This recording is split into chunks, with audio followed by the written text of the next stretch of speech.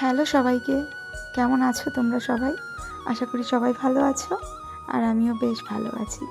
আমার নতুন আরও একটি ভিডিওতে তোমাদের সবাইকে ওয়েলকাম জানাই। আজকে কিন্তু একটা ভাইয়ের বাড়িতে মায়ের পুজো ছিল, তো সেই কারণে আমরা যাব সেখানেই। আর ওখানে যাওয়ার জন্য ফার্স্টে চলে এসেছিলাম মিষ্টির দোকানে, আর এখান থেকে আমি কিছু মিষ্টি নিয়েছিলাম। আর মিষ্টির দোকানের এই ঠাকুমাটা কিন্তু বাবুকে খুব ভালোবাসে। যতবার বাবু আমার সঙ্গে ওখানে যায়, ঠাকুমাটা কিন্তু বাবুকে আদর করতে একবারও ভোলে না। প্রত্যেকবারই বাবুকে আদর করে, আর আজকেও সেটাই করছিল। আর এই যে দেখো, দেখতে দেখতে আমরা পৌঁছেও গেছিলাম। আমার বাড়ি থেকে মাত্র 200 থেকে 300 কিলোমিটারের মতো ডিস্টেন্স। তো এই ছিল সুজন ভাই, আর ওর বাড়িতেই ছিল আজকে মায়ের পুজো। তো এদিকে এই দাদুটা নাচ করছিল, ওদিকে হরিবাসর হচ্ছিল, আর এদিকে খাওয়া দাওয়া হচ্ছিল। তো যাই হোক, ওখানে গিয়ে দেখা হলো এই যে দেবু কাকার সঙ্গে, আর দেবু কাকার সঙ্গেই আমি একটু কথা বলছিলাম। আর এনাকে হয়তো কম বেশি আমাদের এখানকার লোকজন সবাই চিনবে, ভীষণ ভালো মানুষ উনি।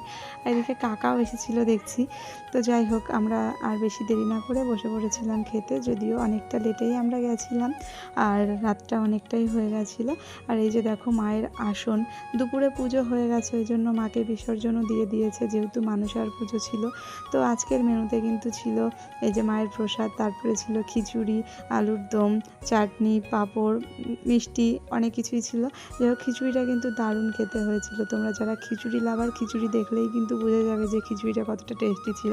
তো এদিকে দেখো, আমার খাওয়া দাওয়া তো কমপ্লিট, আর বাবুর জন্য ওদিকে বসেছিলাম। আর বাবুর খাওয়া দাওয়া কমপ্লিট হতে না হতেই আমরা আর ওখানে বসেছিলাম না, চলে যাব বাড়িতে। আর তারপর দেখো পৌঁছেও গেলাম বাটু, একদমই সামান্য রাস্তা।